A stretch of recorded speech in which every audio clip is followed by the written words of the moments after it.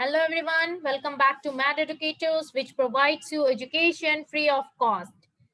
And I'm Dr. Shweta Singh, your biology teacher over here. So last classes में हम cell क्या होता है, उसका स्ट्रक्चर कैसा है, ये सारी चीजें हम देख चुके हैं. तो इस क्लास में हम देखेंगे फंक्शंस ऑफ सेल. सेल के क्या फंक्शंस होते हैं, यानी कि सेल्स क्या काम करता है. तो सेल्स बहुत काम करते हैं, सेल्स के बहुत सारे फंक्शंस होते हैं. एक दो नहीं, बहुत सारे फंक्शंस, बहुत सारा काम करना पड़ता है सेल्स को. तो फर्स्ट क्या होता है, प्रोवाइड्स सपोर्ट एंड स्ट्रक्चर. क्या प्रोवाइड करेगा, सपोर्ट और स्ट्रक्चर, यानी कि हमें सहारा देगा, और स्ट्रक्चर यानी कि ढांचा तैयार करेगा. हमारे शरीर का जो ढांचा तैयार करता है, कौन करता है, cells. Provide support and structure. Okay. Now, form structural basis of all organism. क्या होता है, इसको हम क्या बोलते हैं, स्ट्रक्चरल बेसिस.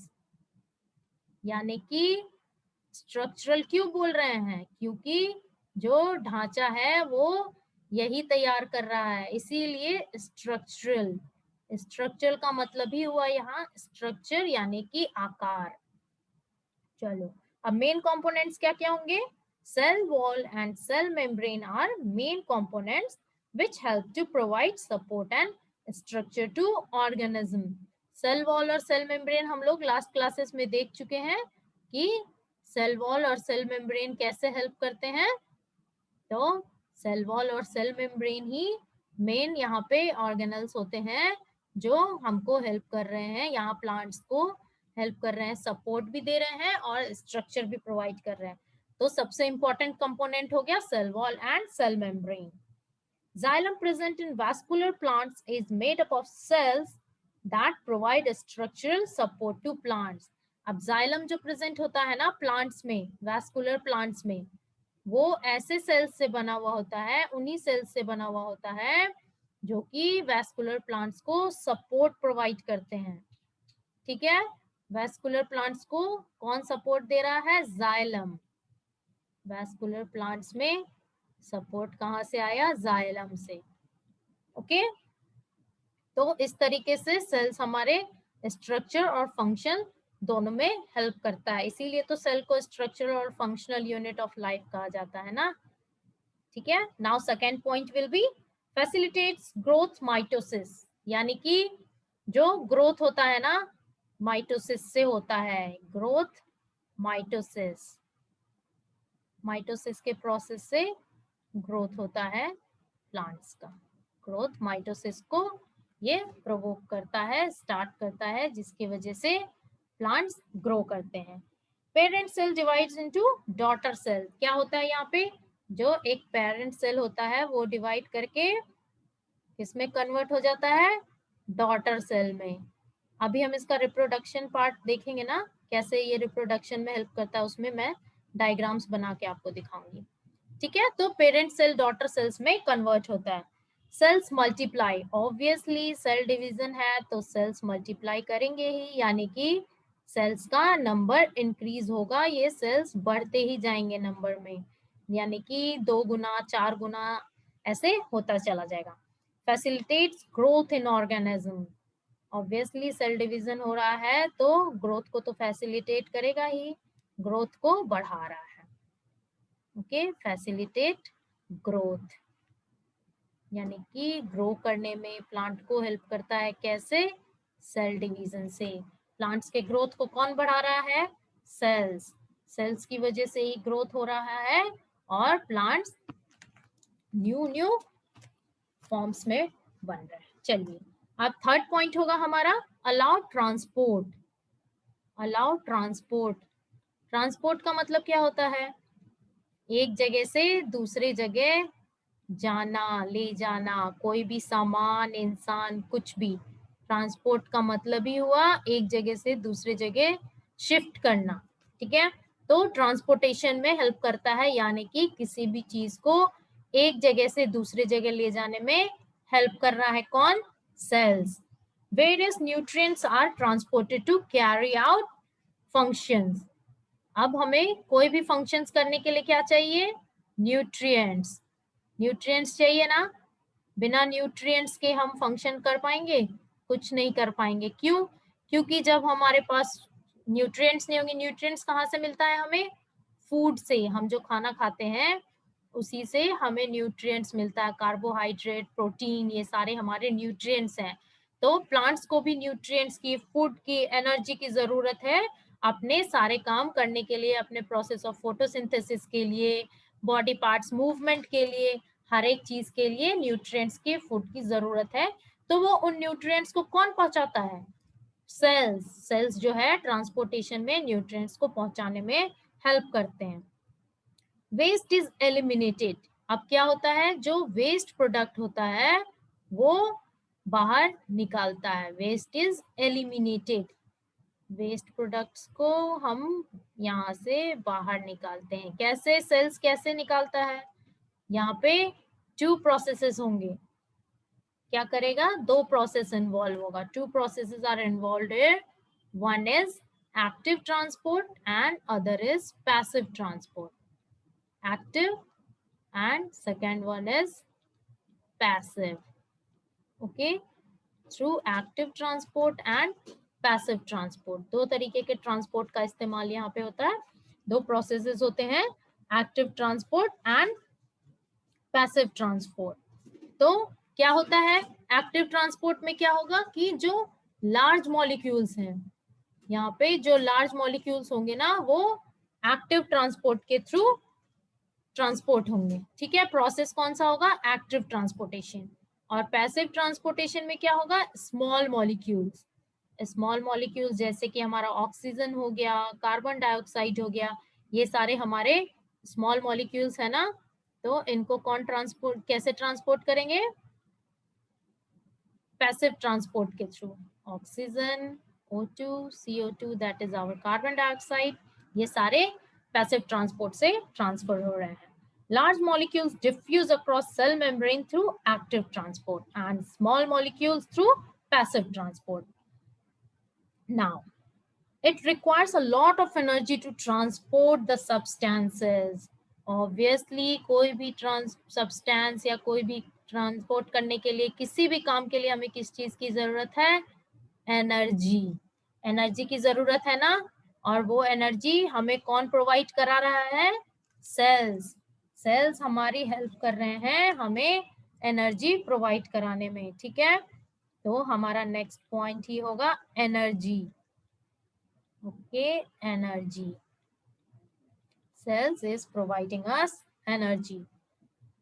वो न्यूट्रिएंट्स को ट्रांसपोर्ट करते हैं जिससे कि हम फिर अपना प्लांट्स अपना खाना बना पाते हैं और उससे वो एनर्जी ले पाते हैं, अपना सारे जो फंक्शंस होते हैं उनको परफॉर्म कर पाते हैं। Plants require energy to conduct processes. जितने भी प्रोसेस उनको कंडक्ट करने होते हैं ना, मूवमेंट्स हो गया या कुछ भी एक्सक्रीशन हो गया, कुछ भी, सारे प्रोसेसेस के लिए एनर्जी की रिक्वायरमेंट होती है। और ये कौन फुलफिल करा रहा है? Cell. They convert energy from sunlight into sugar. अब इस प्रोसेस को क्या बोलते हैं? सनलाइट के प्रेजेंस में एनर्जी को शुगर में कन्वर्ट कर रहे हैं, इसको हम क्या बोल रहे हैं? Process is known as photosynthesis. Photosynthesis के प्रोसेस के थ्रू ही प्लांट्स अपना खाना प्रोड्यूस करते हैं ना। Photosynthesis, photosynthesis. okay, photosynthesis is the process with the help of which plants are producing their own food. okay, तो यहाँ पे सेल्स हमें डिफरेंट वेज में हेल्प कर रहे हैं। Now the most important point, reproduction. we will learn this in detail. reproduction reproduction कैसे reproduction होता है? रिप्रोडक्शन के 2 टाइप्स हो गए, दोनों हम लोग देखते हैं। First one is mitosis and second one is meiosis. Okay, first one is mitosis and second one is meiosis. Mitosis and second is meiosis. Meiosis. Let's learn about mitosis first. चलिए देख लेते हैं माइटोसिस में क्या होता है। Two nucleus of cell divide into two nuclei. क्या होता है, दो न्यूक्लियस जो होता है ना वो, सॉरी न्यूक्लियस जो होता है वो टू न्यूक्लियाई, यानी कि एक न्यूक्लियस जो है वो किस में डिवाइड होगा, टू न्यूक्लियाई में, यानी कि दो न्यूक्लियाई में कन्वर्ट होगा। Nucleus, equal amount of genetic material in both daughter nuclei. अब यहाँ पे जो दो डॉटर न्यूक्लियाई बने ना, इसमें equal amount of genetic material होगा, यानी कि दोनों में same he amount of genetic material transfer होगा। ऐसा नहीं है कि एक में ज्यादा जाएगा एक में कम जाएगा। Equal amount of genetic material, जो भी जेनेटिक मटेरियल्स ट्रांसफर होंगे दोनों में बराबर बराबर ट्रांसफर होंगे। ठीक है, इसीलिए दोनों लगभग सेम ही दिखेंगे, एक ही तरीके के कैरेक्टर्स होंगे, शेप साइज सारे फंक्शंस सेम होंगे। अब चलिए इसका डायग्राम देखते हैं कि ये कैसे, मैं इसको डायग्राम के थ्रू आपको एक्सप्लेन करती हूँ। Okay, let's see.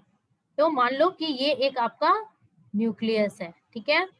अब ये न्यूक्लियस में माइटोसिस हुआ, माइटोसिस हुआ तो क्या होगा, ये टू डॉटर न्यूक्लियाई में डिवाइड हो जाएगा। ठीक है, टू डॉटर न्यूक्लियाई से डिवाइड हो गया।